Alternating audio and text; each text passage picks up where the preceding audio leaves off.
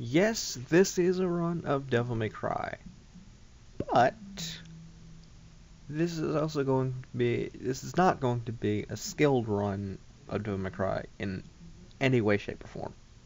Just not at all.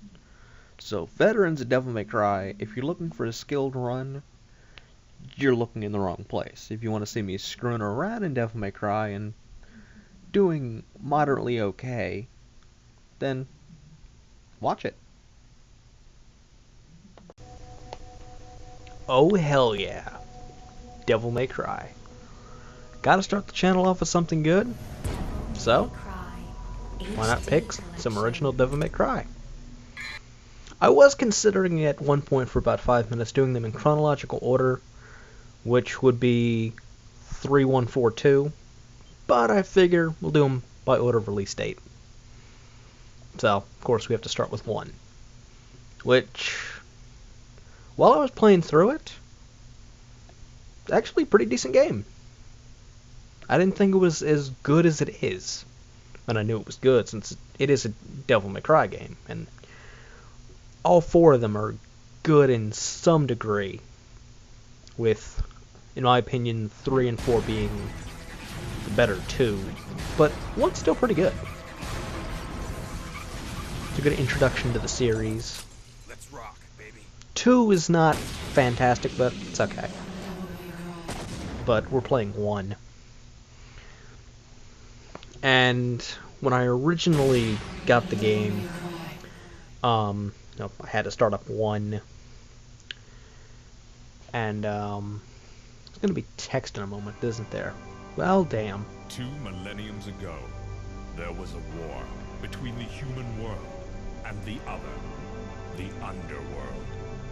But somebody from the underworld woke up to justice and stood up against this legion alone. His name was Sparda. Later, he quietly reigned the human world and continued to preserve harmony until his death. He became a legend. The legendary Dark Knight, Sparda. It's over now? Good. I guess I could actually explain this a little bit later because we still got an intro cutscene. So I'll probably be not talking for another minute or 2. Fun.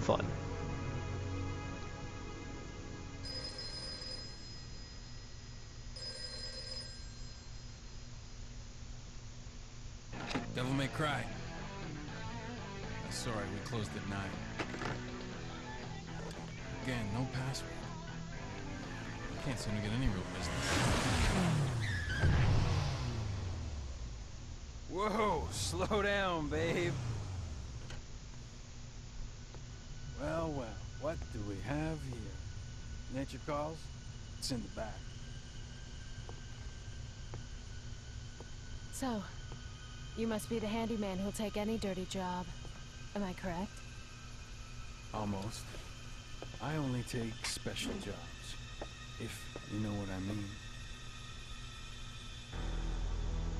You're the man who lost a mother and a brother to evil 20 years ago. The son of the legendary Dark Knight Sparda, Mr. Dante. Well, the way I figure it, in this business a lot of your kind comes around. And if I kill each one that comes, eventually I should hit the jackpot sooner or later. In that case, you should be used to this sort of thing.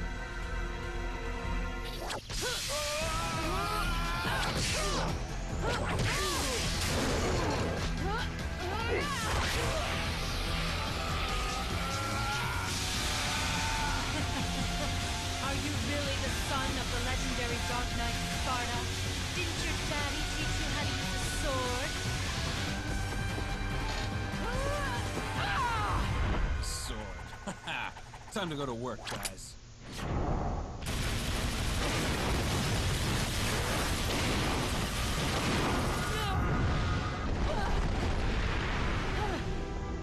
Even as a child, I had powers. There's demonic blood in me. What strength? You were the first one to know about my vengeance.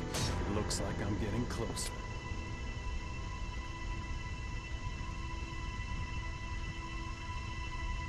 It seems that way, but I'm not your enemy. My name is Trish. I came here to seek your help, to put an end to the underworld. What?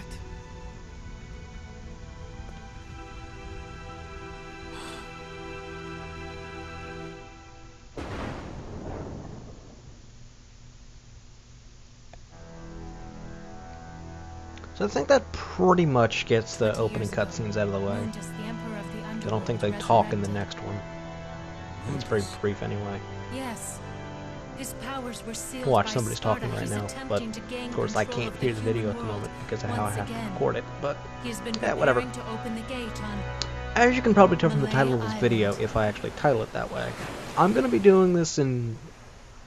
I'll pretty much do all 4 games in this way, where I just do it every episode as 1 or 2 or 3 missions, depending on how well I do, and not just cut it in between.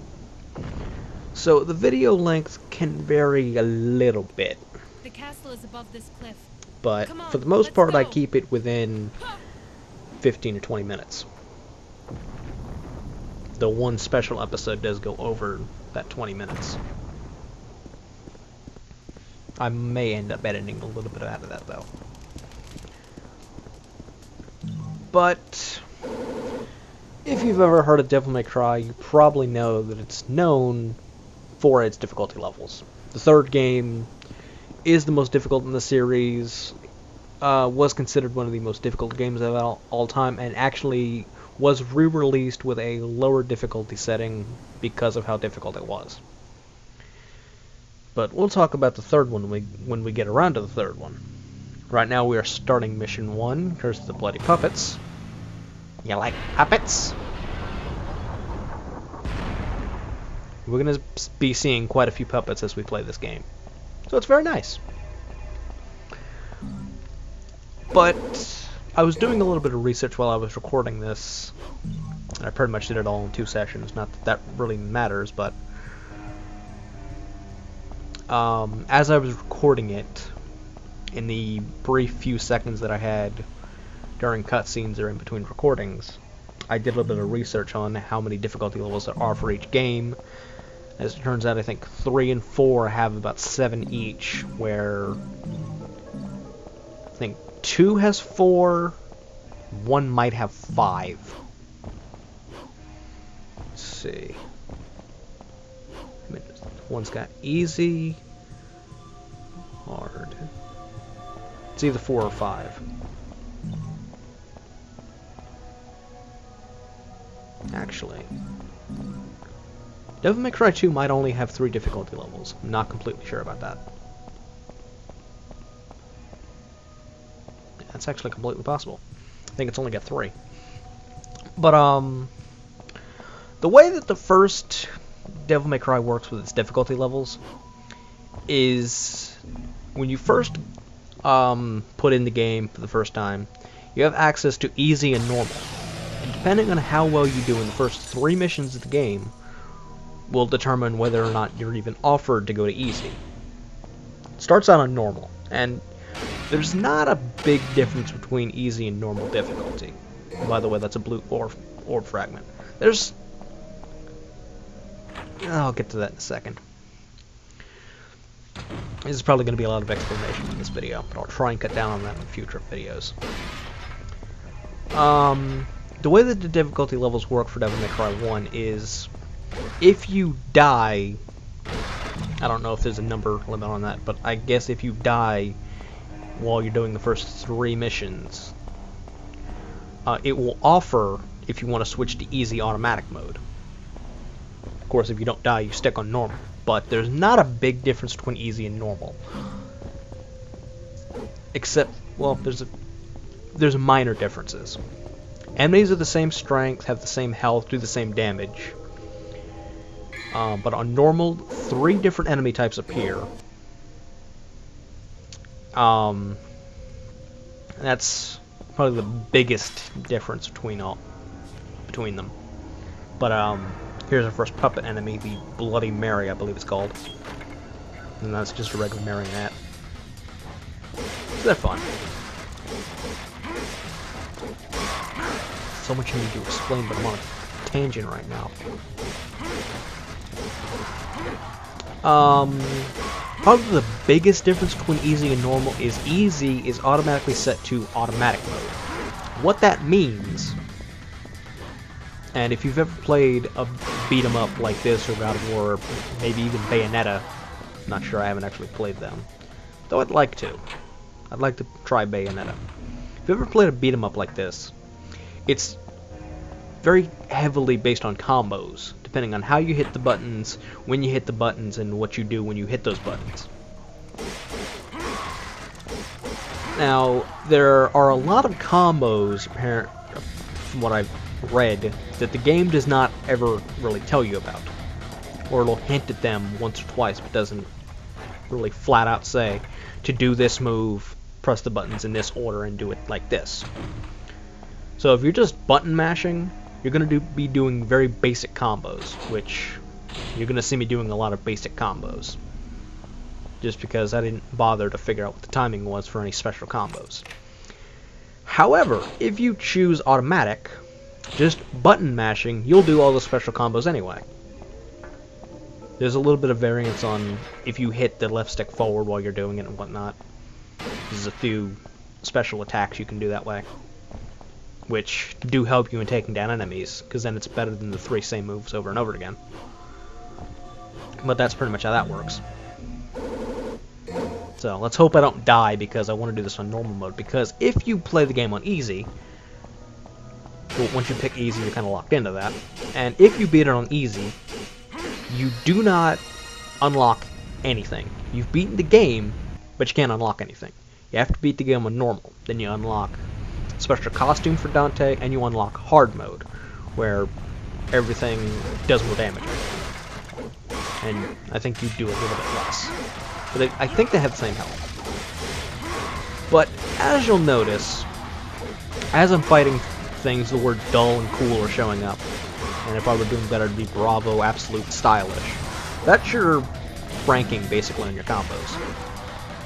If you use a multitude of different moves while dodging and not getting hit, your stylish rank will increase.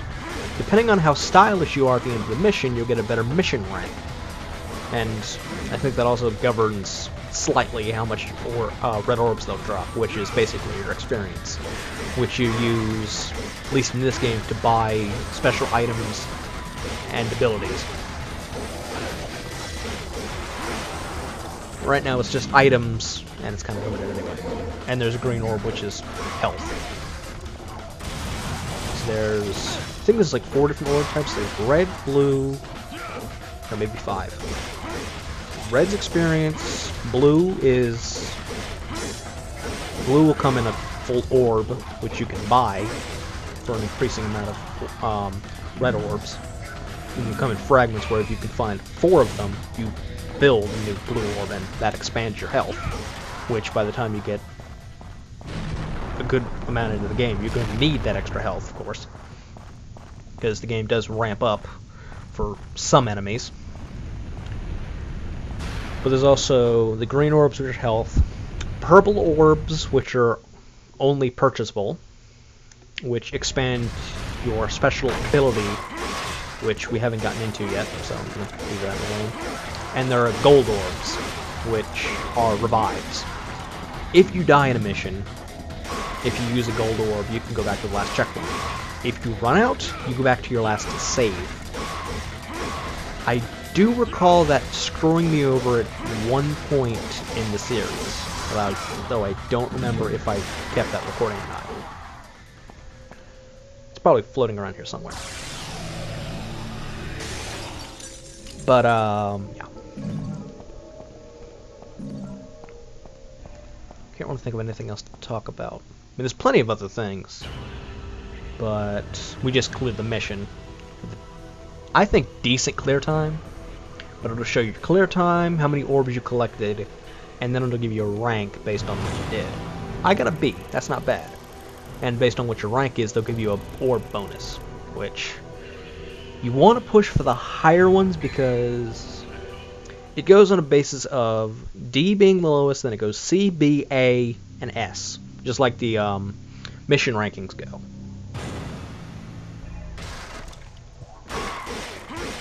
Did I actually keep going?